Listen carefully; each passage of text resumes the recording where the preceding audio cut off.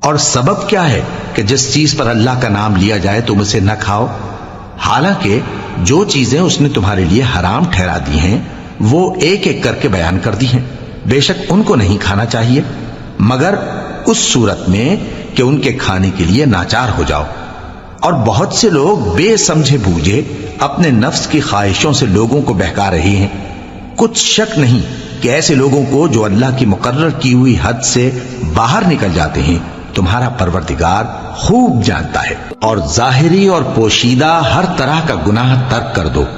جو لوگ گناہ کرتے ہیں وہ عنقریب اپنے کیے کی سزا پائیں گے۔ اور جس چیز پر اللہ کا نام نہ لیا جائے اسے مت کھاؤ کہ اس کا کھانا گناہ ہے۔ اور شیطان لوگ اپنے رفیقوں کے دلوں میں یہ بات ڈالتے ہیں کہ تم سے جھگڑا کریں، اور اگر تم لوگ ان کے کہے پر چلے تو بے شک تم بھی مشرک ہوئے۔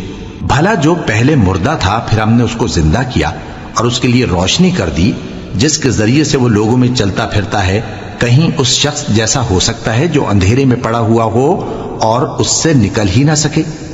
اسی طرح کافر جو عمل کر رہے ہیں وہ انہیں اچھے معلوم ہوتے ہیں۔ اور اسی طرح ہم نے ہر بستی میں بڑے بڑے مجرموں کو موقع دیا کہ اس میں مکاریاں کرتے رہیں، اور جو مکاریاں یہ کرتے ہیں ان کا نقصان انہی کو ہے اور اس سے بے خبر ہیں۔ اور جب ان کے پاس کوئی آیت آتی ہے تو کہتے ہیں کہ جس طرح کی رسالت اللہ کے پیغمبروں کو ملی ہے جب تک اسی طرح کی رسالت ہم کو نہ ملے ہم ہرگز ایمان نہیں لائیں گے۔ اس کو اللہ ہی خوب جانتا ہے کہ رسالت کا کون سا موقع ہے اور وہ اپنی پیغمبری کسے عنایت فرمائے۔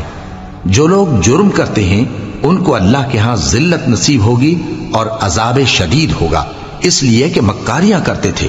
تو جس شخص کو اللہ چاہتا ہے کہ ہدایت بخشے اس کا سینہ اسلام کے لیے کھول دیتا ہے، اور جسے چاہتا ہے کہ گمراہ کرے اس کا سینہ تنگ اور گھٹا ہوا کر دیتا ہے، گویا وہ آسمان پر چڑھ رہا ہے۔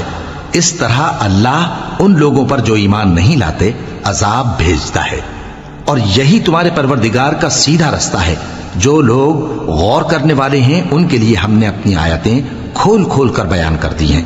ان کے لیے ان کے اعمال کے صلے میں پروردگار کے ہاں سلامتی کا گھر ہے اور وہی ان کا دوست ہے۔